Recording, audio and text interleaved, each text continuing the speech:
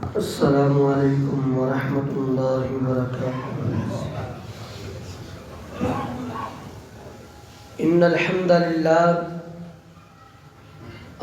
للہ نحمده ونستعینه ونستغفره ونعوذ باللہ من شرور انفسنا ومن سیئات اعمالنا، من يهده الله فلا مضل له ومن يضلله فلا هادي له، ونشهد أن لا إله إلا الله وحده لا شريك له، ونشهد أن محمدا عبده ورسوله. أما بعد فإن خير الحديث كتاب الله، وخير الهدي هدي محمد صلى الله عليه وسلم، وشر الأمور محدثاتها، وكل محدثة بدعة، وكل بدعة ضلالة، وكل ضلالة في النار. يا أيها الذين آمنوا اتقوا الله حق تقاته ولا تموتن إلا وأنتم مسلمون. يا أيها الناس اتقوا ربكم الذي خلقكم من نفس واحدة وخلق منها زوجها وبث منهما رجالا كثيرا ونساء، واتقوا الله الذي تساءلون به والأرحام إن الله كان عليكم رقيبا. يا أيها الذين آمنوا اتقوا الله وقولوا قولا سديدا يصلح لكم أعمالكم ويغفر لكم ذنوبكم، ومن يطع الله ورسوله فقد فاز فوزا عظيما.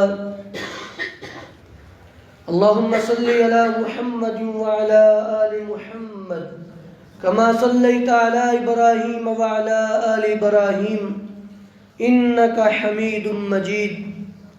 اللهم بارك على محمد وعلى آل محمد كما باركت على إبراهيم وعلى آل إبراهيم إنك حميد مجيد.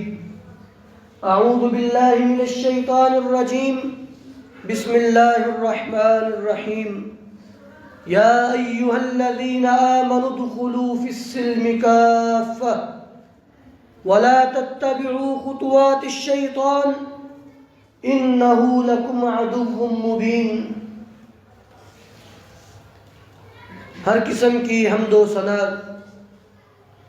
تعریفات، تکبیرات، تمجیدات، تسبیحات اس اللہ خالق و مالک کے لیے جس اللہ نے یہ زمین بنائی، آسماں بنائے، ان گنت لا تعداد بے شمار درود و سلام امام الانبیاء خاتم الانبیاء جناب محمد الرسول اللہ صلی اللہ علیہ وسلم کی ذات اقدس پر. حضرات ذی وقار، رمضان المبارک کا بابرکت مہینہ ہے. رمضان المبارک ایک ایسا مہینہ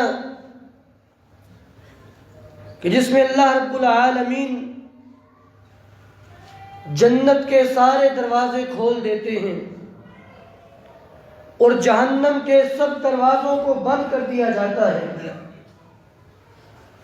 گویا کہ یہ اللہ کی رحمت کا مہینہ ہے. جس طرح ہمارے گھر میں کسی مہمان نے آنا ہو، ہم اپنے گھر کی صفائی ستھرائی کرتے ہیں، اپنے گھر کو پاک صاف کرتے ہیں تاکہ آنے والا مہمان وہ مانوس بھی ہو، خوشی بھی محسوس کرے. فرمایا شہر رمضان شہر اللہ المبارک، رمضان کا مہینہ یہ اللہ کا برکت والا مہینہ ہے. اللہ آسمان سے برکتوں کو نازل کرتا ہے. یہ رب کا مہمان مہینہ ہے. ہم نے کیسے اس کی تیاری کی ہے؟ ہم نے کیا اس کے لیے کیا ہے؟ ہم نے اپنے دلوں کو صاف کیا کہ نہیں کیا؟ ہم نے اپنے اعمال کی بہتری کے لیے تگودور کوشش کی کہ نہیں کی؟ کیونکہ نبی علیہ الصلوۃ والسلام نے فرمایا للہ اتقاء من النار وذلك فی کل لیلۃ من رمضان، اللہ رب العالمین رمضان کی ہر رات بہت سے لوگوں کو جہنم سے آزاد کرتے ہیں۔ کہ ہم نے اپنے رب سے وہ آزادی لی کہ نہیں لی؟ اپنے رب کو منایا کہ نہیں منایا؟ تو میرے بھائیو، اللہ رب العالمین نے قرآن کریم میں فرمایا یا ایھا الذین آمنوا ادخلوا فی السلم کافہ، اے ایمان والو اسلام میں پورے کے پورے داخل ہو جاؤ۔ تمہارے لیل و نہار، تمہاری زندگی کے شب و روز، تمہاری تجارتیں، تمہاری عبادتیں، تمہارے معاملات، تمہارا ہر مسئلہ شریعت کے مطابق ہونا چاہیے۔ اور اس آیت سے یہ بات بھی سمجھ آئی کہ اسلام یہ کوئی موسمی مذہب نہیں ہے، اس کا کسی خاص موسم کے ساتھ تعلق نہیں ہے کہ انسان کسی خاص مہینے میں عبادات شروع کر دے، نمازیں شروع کر دے، قرآن پڑھنا شروع کر دے، اور جب وہ مہینہ گزر جائے اور پھر دوبارہ پرانی ڈگر پہ چلا جائے، پھر دوبارہ بے نماز ہو جائے، پھر دوبارہ گناہوں کا رسیا اور عادی ہو جائے۔ اسلام کوئی موسمی مذہب نہیں ہے۔ اسلام کے احکامات یہ پوری زندگی کے لیے ہیں۔ یا ایھا الذین آمنوا ادخلوا فی السلم کافہ، اے ایمان والو اسلام میں پورے کے پورے داخل ہو جاؤ۔ ولا تتبعوا خطوات الشیطان، اور شیطان کے قدموں کی، اس کے نشانات کی پیروی نہیں کرنی، اس کے پیچھے پیچھے نہیں جانا۔ کیوں؟ انہ لکم عدو مبین، وہ تمہارا کھلم کھلا اور واضح دشمن ہے۔ تو رمضان سے بھرپور فائدہ اٹھائیے۔ اور آج کا جو ہمارا موضوع وہ یہ کہ اپنے رب کو منائیں، اپنے رب کو راضی کریں، اپنے اعمال کی اصلاح کریں، سابقہ جو ہو چکا اس کی توبہ کریں، اللہ سے معافی مانگیں، اور آئندہ کے لیے خود کو ٹھیک رکھیں۔ اللہ رب العالمین نے بڑے پیار کے انداز میں یہ بات فرمائی، قل یا عبادی الذین اسرفوا علی انفسہم لا تقنطوا من رحمت اللہ ان اللہ یغفر الذنوب جمیعا۔ اے نبی ان سے کہہ دیجئے اے میرے بندو، کتنا یہ محبت کا انداز ہے کہ وہ مالک جو بے نیاز ہے، کسی کے عمل اسے مجبور نہیں کر سکتے کہ اسے معاف کرنے پر مجبور ہو جائے، کسی کا رونا اسے مجبور نہیں کر سکتا۔ واللہ غالب علی امری، وہ اپنے معاملات میں پوری طرح غالب ہے، بے نیاز ہے، اسے تمہاری عبادات کی ضرورت نہیں ہے، اسے اپنا جہان چلانے کے لیے تمہاری اطاعت کی ضرورت نہیں ہے، پھر بھی وہ تمہیں اپنے بندے کہہ کے بلا رہا ہے۔ کتنی بڑی قسمت کی بات ہے کہ وہ رب اتنا بڑا مالک وہ ہمیں اپنا بندہ کہہ کے بلائے۔ یا عبادی، اے میرے بندو، وہ بندے جنہوں نے اپنی جانوں پر ظلم کر لیے ہیں، جنہوں نے زیادتیاں کر لی، گناہ کر لیے، لا تقنطوا من رحمت اللہ، اللہ کی رحمت سے مایوس نہ ہو جانا۔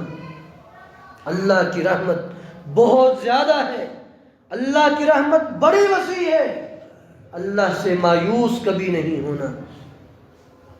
ان اللہ یغفر الذنوب جمیعا، اللہ سارے گناہوں کو معاف کر دیتا ہے۔ اور کتنا وہ اپنے بندوں سے پیار کرنے والا ہے، کتنی محبت کرنے والا ہے۔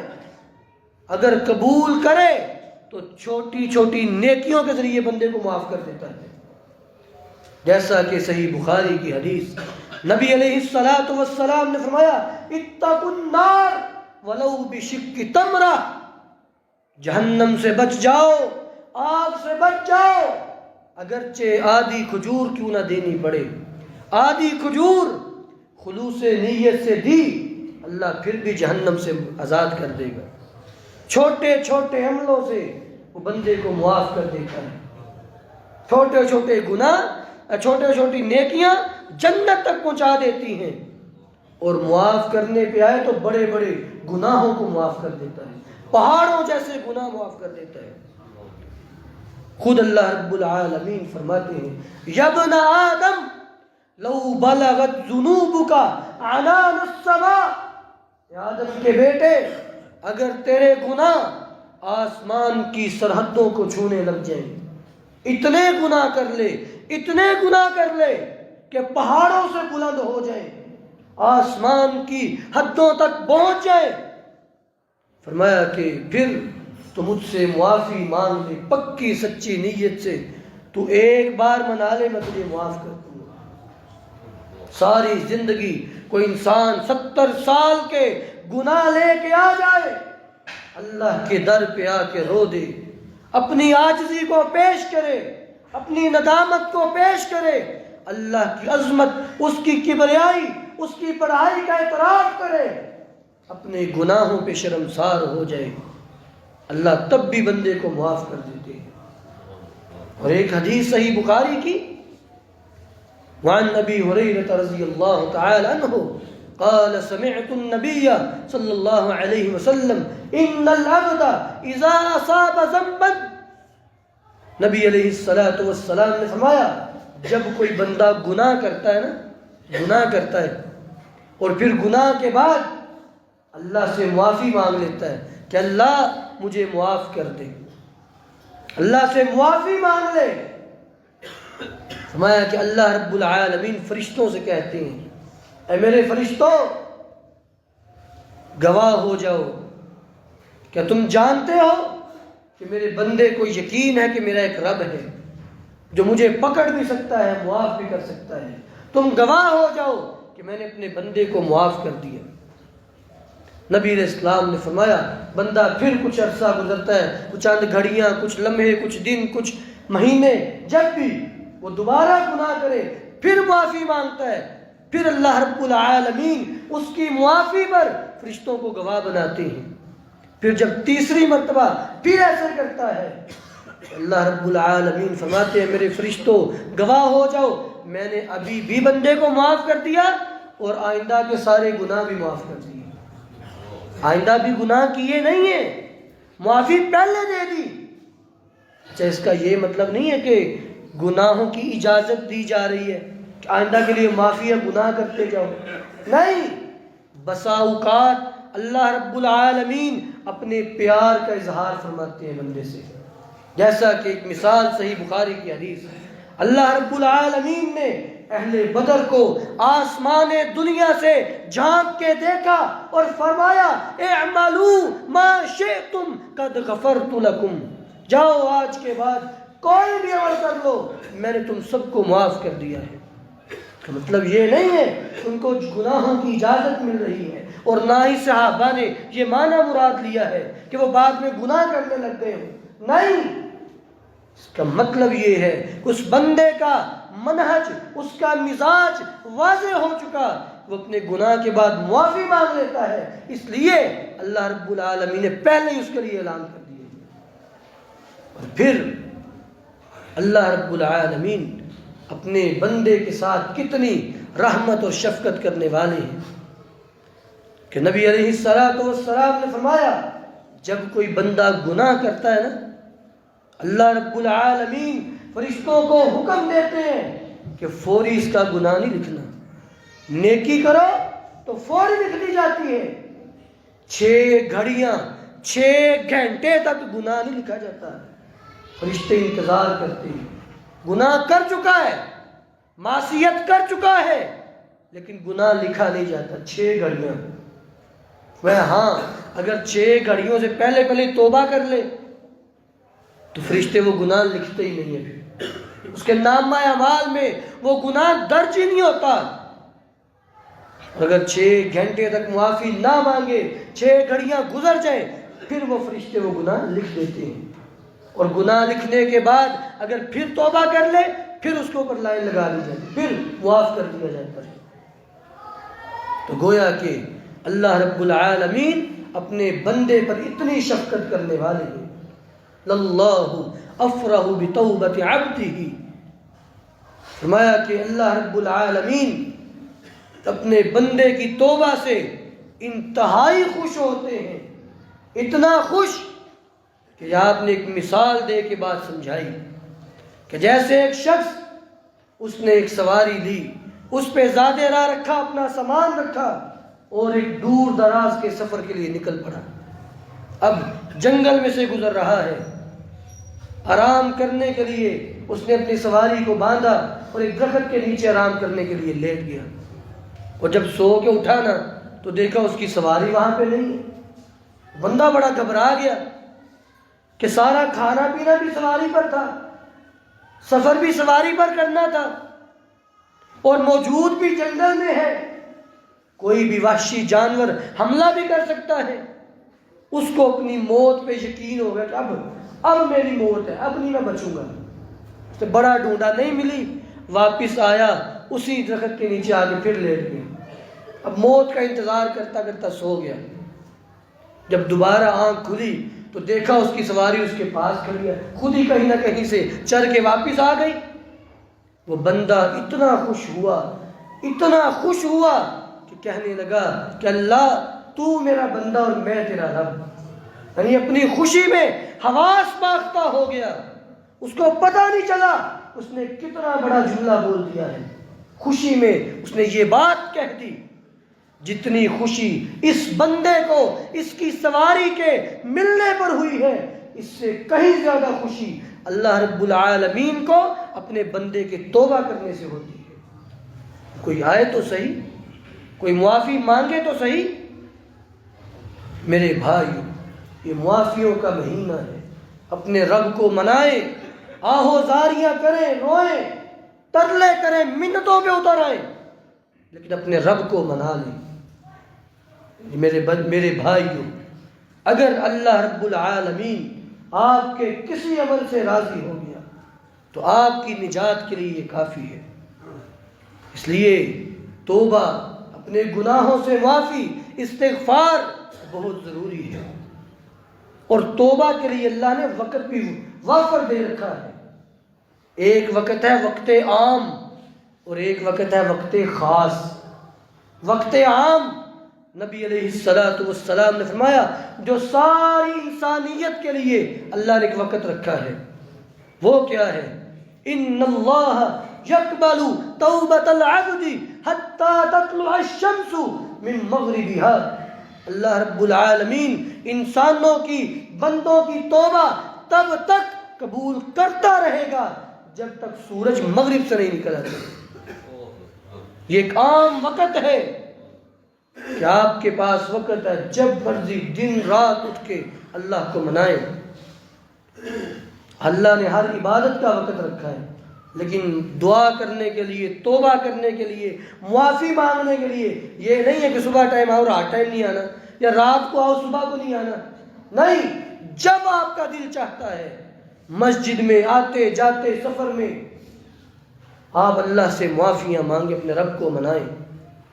اور ایک وقت ہے وقت خاص، جو ہر بندے کا علیحدہ علیحدہ ہے۔ نبی علیہ السلام نے فرمایا ان اللہ یقبل توبۃ العبد ما لم یغرغر۔ اللہ تعالیٰ بندے کی توبہ تب تک قبول کرتے رہتے ہیں جب تک اس کی جان یا ہنسلی پہ نہ آ جائے، یعنی موت کا وقت نہ آ جائے۔ اگر موت کا وقت آ گیا پھر بھی توبہ نہیں ہوگی۔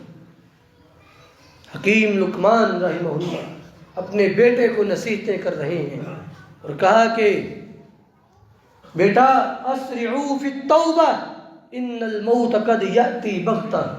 بیٹا توبہ کرنے میں جلدی کرو، جلدی توبہ کرو، کیونکہ موت اچانک بھی آ سکتی ہے۔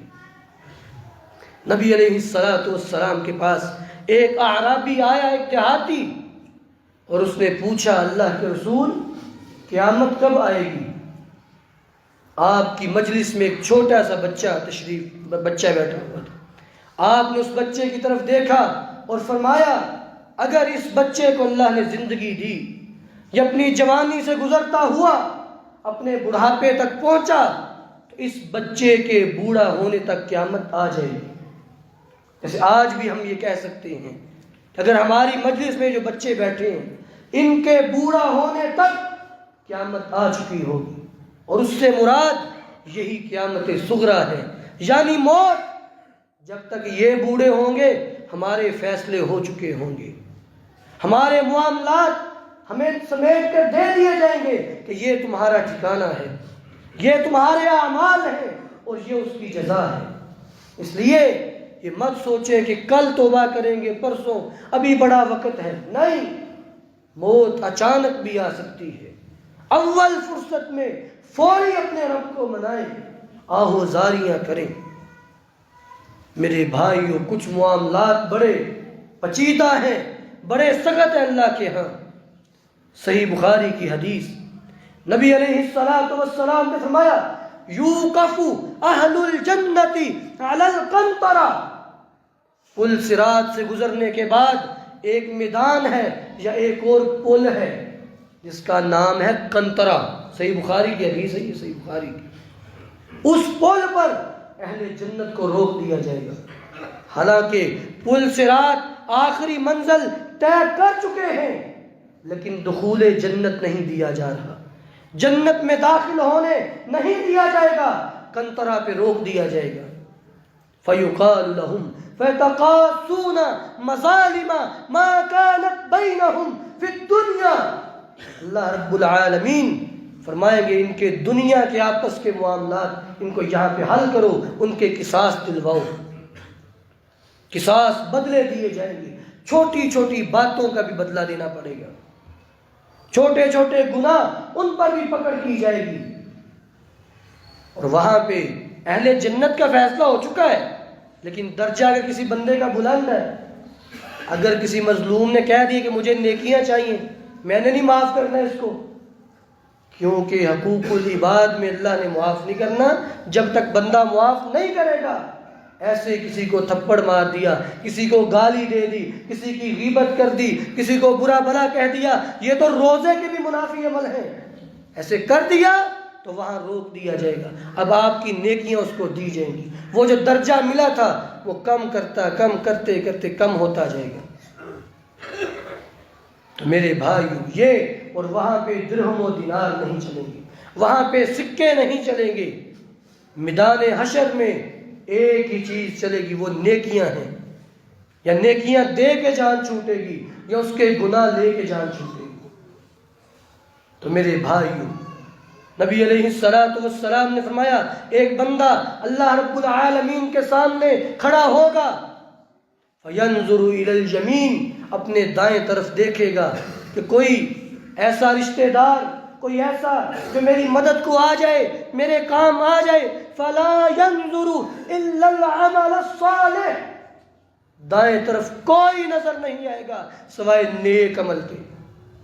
پھر وہ اپنے بائیں طرف دیکھے گا کہ کوئی ادھر سے آ جائے مدد کرنے کے لیے، بائیں طرف نہیں دیکھے گا کسی کو سوائے برے اعمال کے، اور اللہ رب العالمین کی ذات کو جواب دینا پڑے گا۔ اور ایک بات اور یاد رکھیں، اللہ کے سوالوں کا سامنا ہر کسی کو کرنا پڑے گا، حتیٰ کہ جن لوگوں نے بغیر حساب کے جنت میں جانا ہے سوال ان سے بھی ہوں گے۔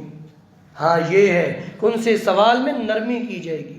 اللہ کے سوال دو طرح کے ہیں، ایک سوال بصورت عرض اور ایک ہے سوال بصورت مناقشہ۔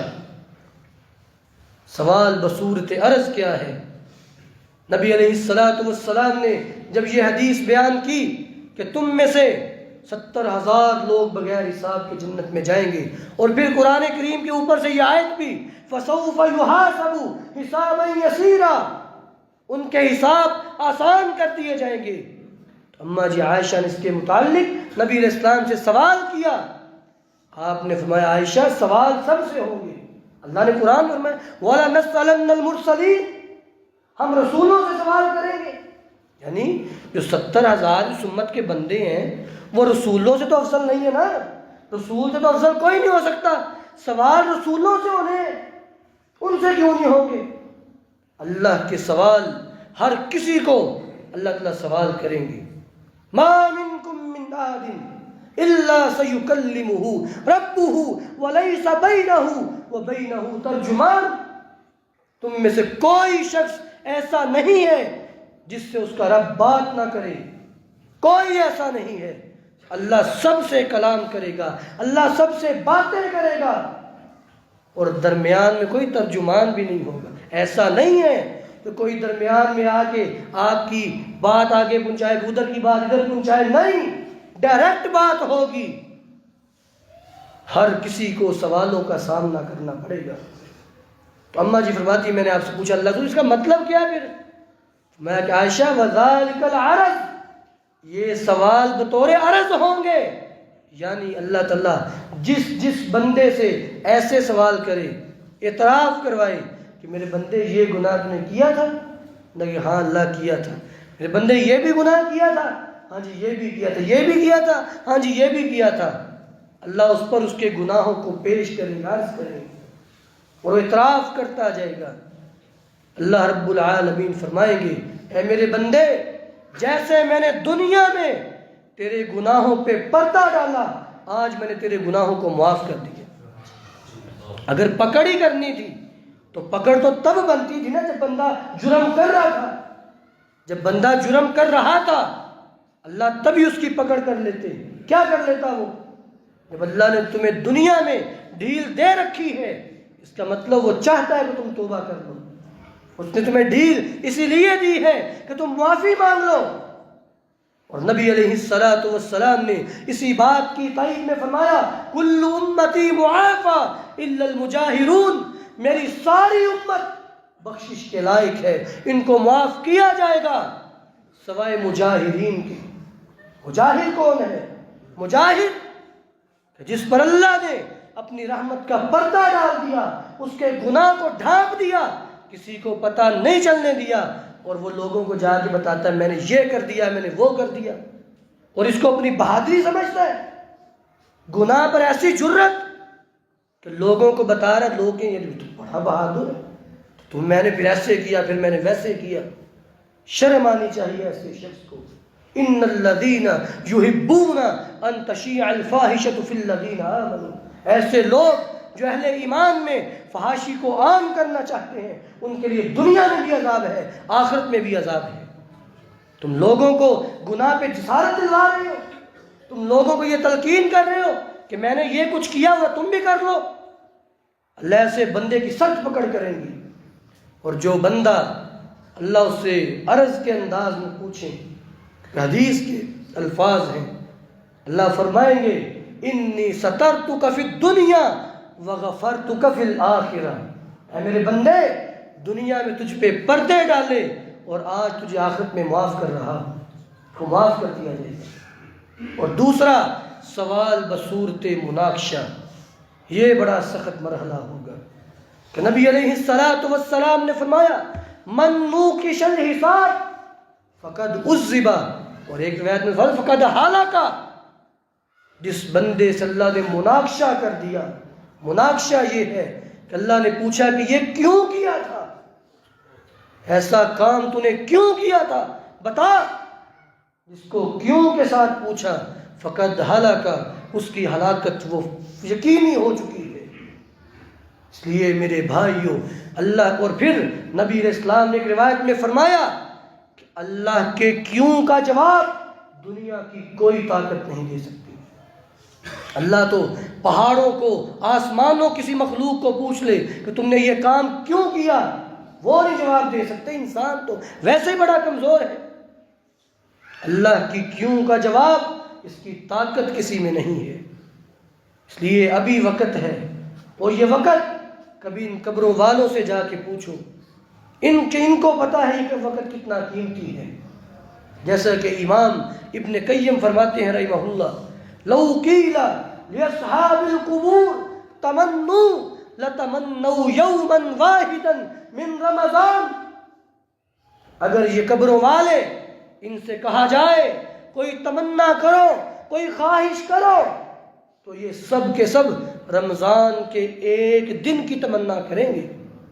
اچھا رمضان کی تمنا کیوں کریں گے؟ کیونکہ رمضان میں اللہ جہنم کے دروازے بند کر دیتا ہے. رمضان میں اللہ کو منانا تو عام دنوں میں بھی بڑا آسان ہے، اس میں اس سے بھی زیادہ آسان ہے. اسی لیے نبی علیہ الصلوۃ والسلام نے آپ مسجد میں آئے، منبر کی پہلی سیڑھی پہ قدم رکھا، آمین کہا، دوسری سیڑھی پہ قدم رکھا، آمین کہا، تیسری سیڑھی پہ قدم رکھا، آمین کہا. صحابہ اکرام نے وجہ پوچھی، اللہ کے رسول اس کی کیا وجہ ہے؟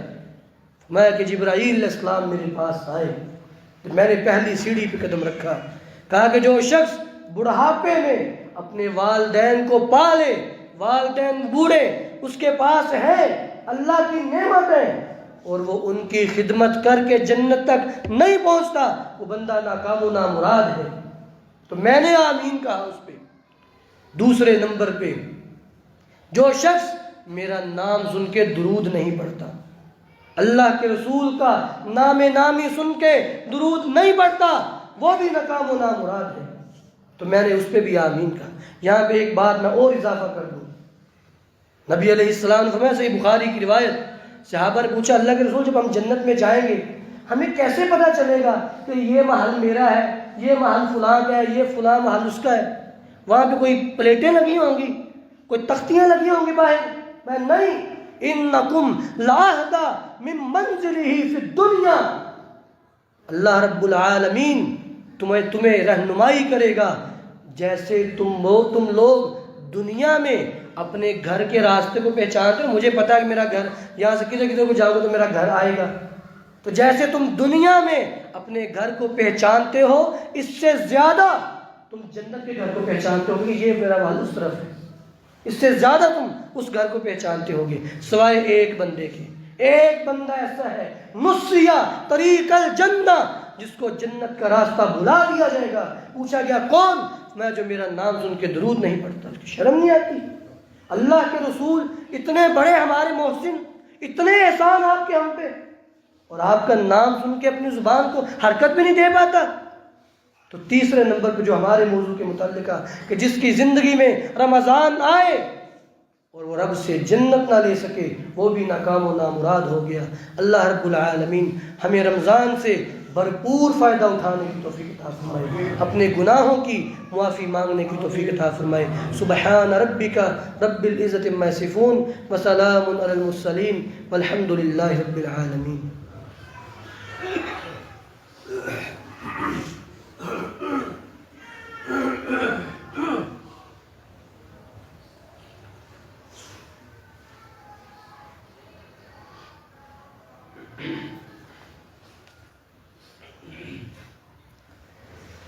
ان الحمد لله نحمده ونستعينه ونستغفره ونعوذ بالله من شرور انفسنا ومن سيئات اعمالنا، من يهده الله فلا مضل له ومن يضلل فلا هادي له، ونشهد ان لا اله الا الله وحده لا شريك له، ونشهد ان محمدا عبده ورسوله.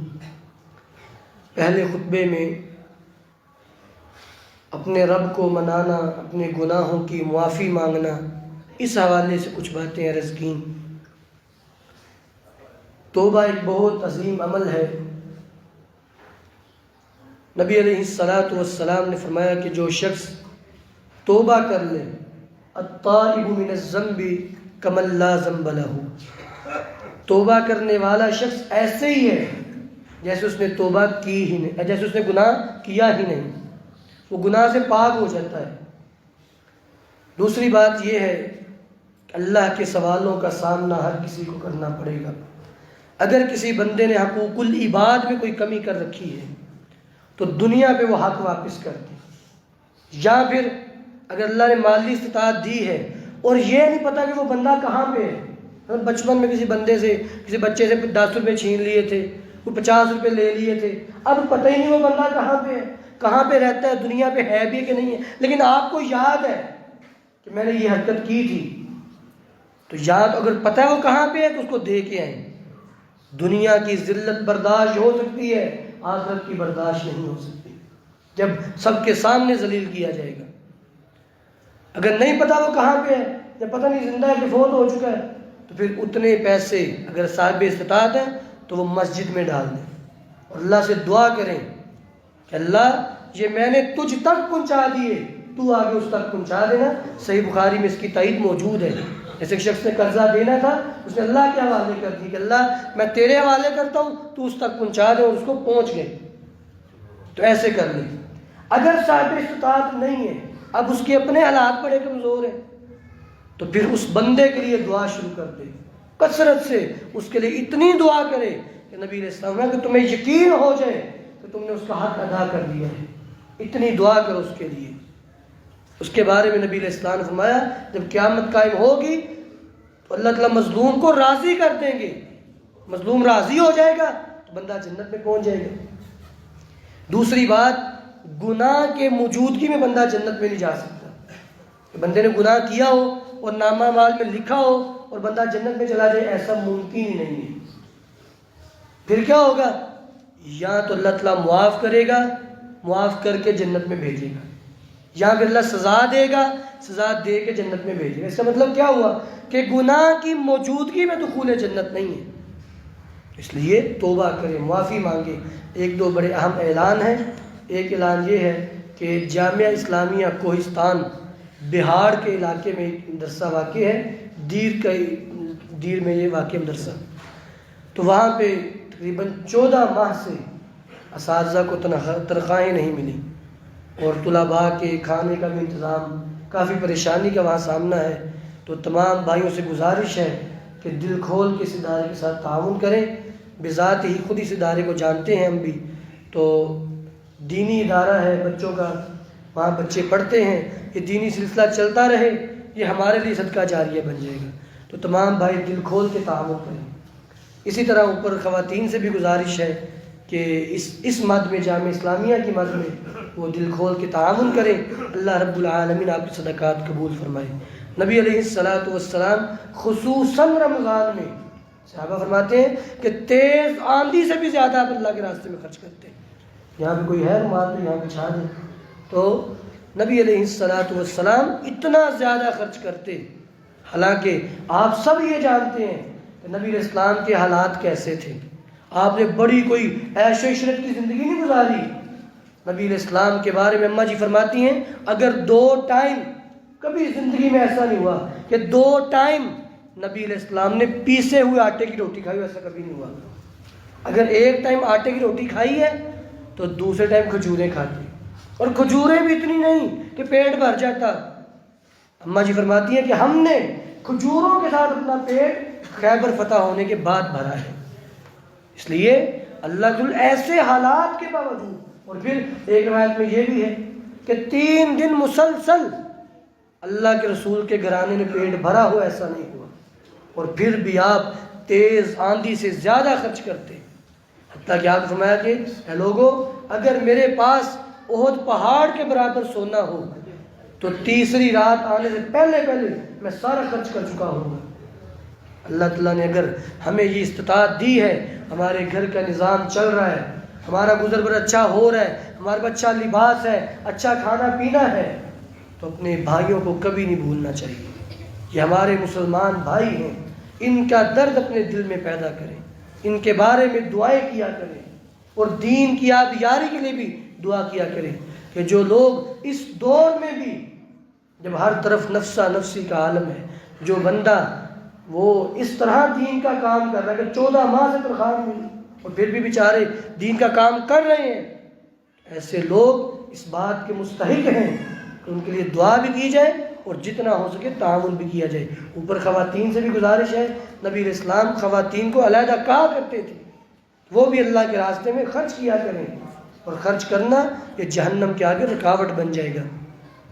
دوسرا، ہماری اسی مسجد میں اتوار والدین، پرسوں جمعہ ہے، پرسوں اتوار والدین فجر کی نماز کے بعد فضیلت الشیخ مولانا صفی اللہ بشیر صاحب حفظہ اللہ تبارک و تعالی درس قرآن ارشاد فرمائیں گے، بڑے ہی جید عالم ہیں، بڑی ہی عمدہ گفتگو کرنے والے ہیں، اور ہماری اصلاح کے لیے شیخ نے ٹائم نکالا ہے، تو تمام بھائی تمام بہنیں وہ لازمی درس قرآن میں شرکت کریں۔ اللہ آپ سب کو جزائے خیر عطا فرمائے۔ سبحان ربک رب العزت عما یصفون وسلام علی المرسلین والحمد للہ رب العالمین۔